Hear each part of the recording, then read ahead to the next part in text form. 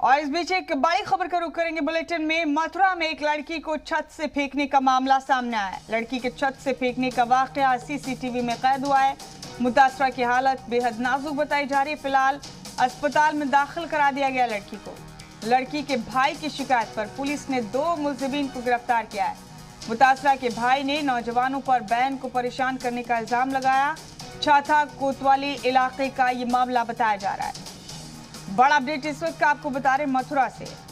एक लड़की को छत से फेंकने का मामला सामने आया मथुरा में। ये पूरा वाकया सीसीटीवी में कैद हो गया है।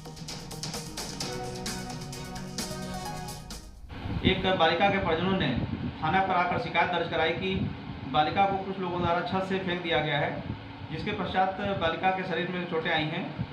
आरोपी 2 युवकों को तत्काल ही गिरफ्तार कर लिया गया है। अन्य साक्ष्य संकलन करते हुए इस प्रकरण में आरोपियों के खिलाफ कठोर विधिक कार्रवाई सुनिश्चित की जाएगी।